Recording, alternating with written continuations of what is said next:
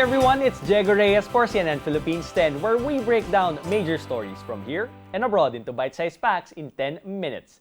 Millions of students trooped back to the classrooms as the new school year begins. But there are significantly less students enrolled compared to last year. The Education Department's tally during the first day of school shows 20.9 million students have enrolled in basic education, a far cry from 2022's enrollment of over 28 million. Officials, however, expect the number to go up further in the coming weeks as schools are still accepting late enrollees.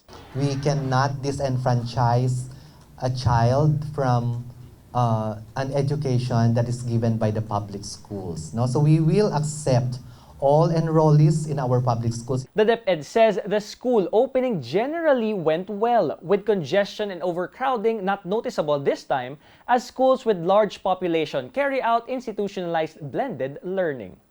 Meanwhile, American troops joined the country's back-to-school preparations by helping fix classrooms up north. This primary school in La Union is just one of thousands nationwide facing the perennial problem of classroom shortage. There are only 160 students in the Tanquigan Elementary School, but the school head says some of the classrooms are already dilapidated and are unsafe for kids. Through the initiative of Pacific Partnership 23, American and Filipino troops exchanged their firearms for carpentry tools to build a new school building. 3 other La Union schools underwent repair under the Pacific Partnership Program. It aims to help nations in the region, including the Philippines, that not only could they count on allied nations for aid, but to better prepare even before disasters strike. Right before the first day of school, CNN Philippines asked, what are you most excited about this new school year? Going back to classrooms also means having a baon. And that's the response of this netizen, whether that's food or allowance. While the school year has just started, many are looking forward to its end. One commented that their most awaited part is going home. Some are also happy on the new beginnings brought by the new academic year. A netizen says he's excited to learn new things and create new memories on his final year in college. Due to rains brought by typhoons in the past weeks, the super blue moon was hardly seen in Metro Manila, Luzon, and some parts of Visayas, but not in Misamis Oriental in Mindanao. Its brightness was evident in these photos from Jay Atasan taken on August 31st. It's called the super blue moon not because of its color, but because it's rare to have 2 supermoons in a month. A supermoon was also seen on the first day of August. And news from San Miguel Corporation. The conglomerate's affiliate Bank of Commerce or Bancom has booked a net profit of 1.59 billion pesos in the first half of 2023. This is up 79% or 1.8 times the 886.91 million pesos in the same period last year. Bancom says the results were primarily driven by sustained growth in the bank's core business, higher margins, and growth in fee-based income, including trust, remittance, investment banking, and trade finance.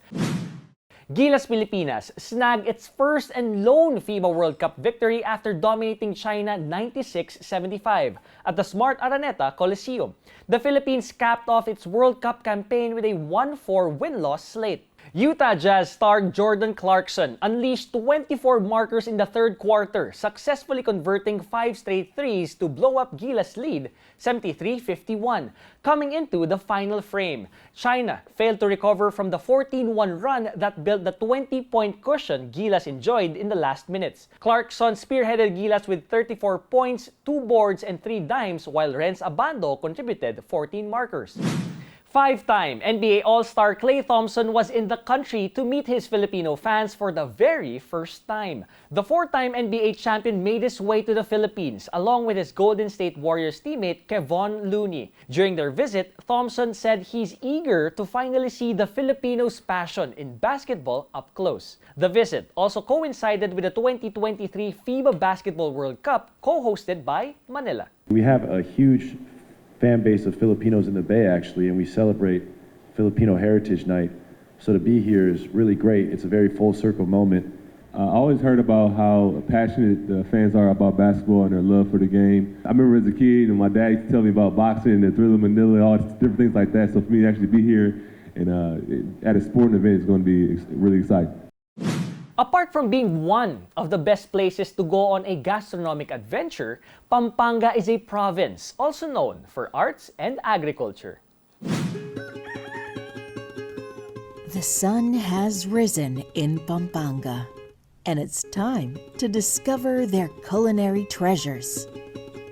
Ang unang-unang salitang pumapasok sa isipan ng mga tao kapag sinabi mo ang Pampanga ay ang salitang manyaman. Ang manyaman po ibig sabihin ay masarap. Pero hindi lang ito nakapatungkol sa pagkain na inahanda ng mga Kapampangan. Lahat po ng positibong aspeto ay nakapaloob sa salitang manyaman.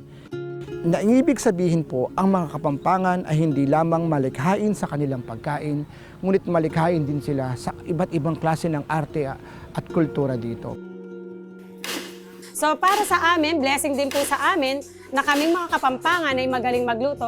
At the same time, hindi na sila kailangan pang lumayo para bumili ng mga kagamitan nila sa kusina dahil mismong Pampanga ay may sariling produkto ng kanilang paggagamitan sa pagluluto.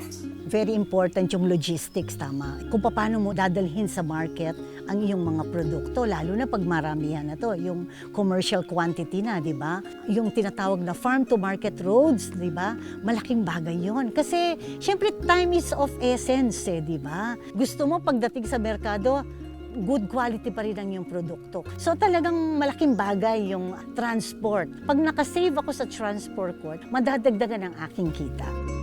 A symbol of resilience, creativity, and indulgence. Pampanga offers a one-of-a-kind adventure.